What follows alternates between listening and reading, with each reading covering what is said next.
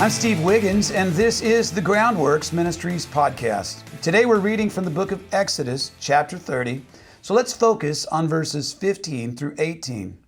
The wealthy may not give more, and the poor may not give less than half a shekel when giving the contribution to the Lord to atone for your lives.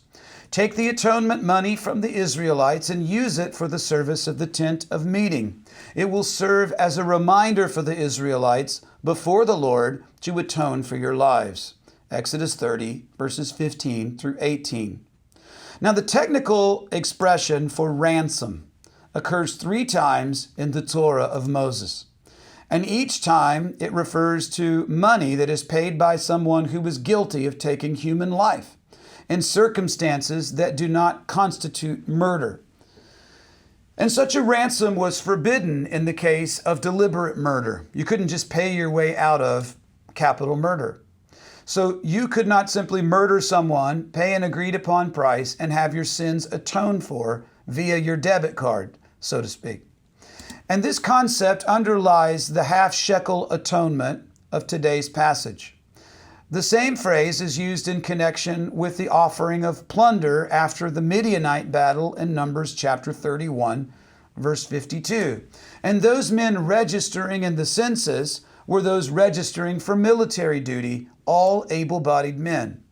The soldier who was marching into battle was, in the eyes of heaven, a potential life taker, although not a deliberate murderer.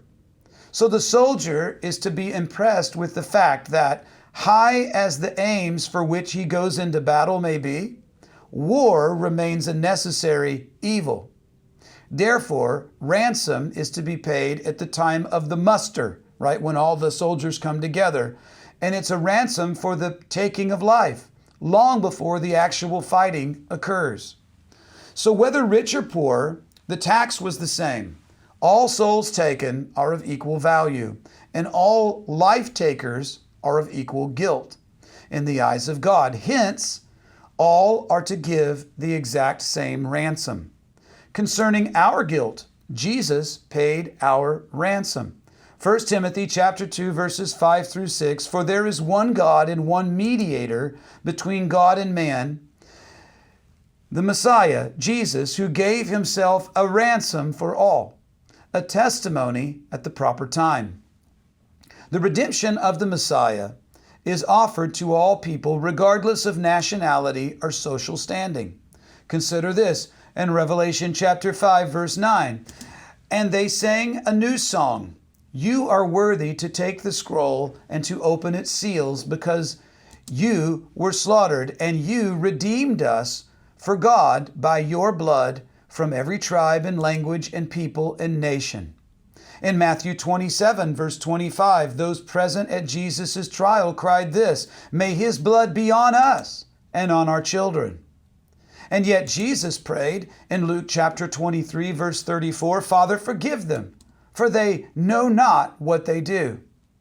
With this statement, Jesus was asking the Lord that their murderous intents and their actions, zealous as they may have been, that they would be counted as unintentional killing, while he was personally paying their ransom for the act.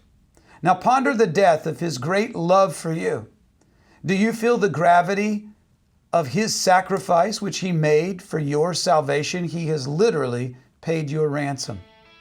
Have you turned from your sin in order to receive it? If not, why not today? A simple prayer, Lord, I believe. Now help me with my unbelief. I think you'll hear something like that. I believe you died on the cross. I believe you rose from the grave. Lord, I believe, and I surrender control to you. Now, Lord, help me with my unbelief. I'm Steve Wiggins, and this is the Groundworks Ministries podcast. Check us out at groundworksministries.com.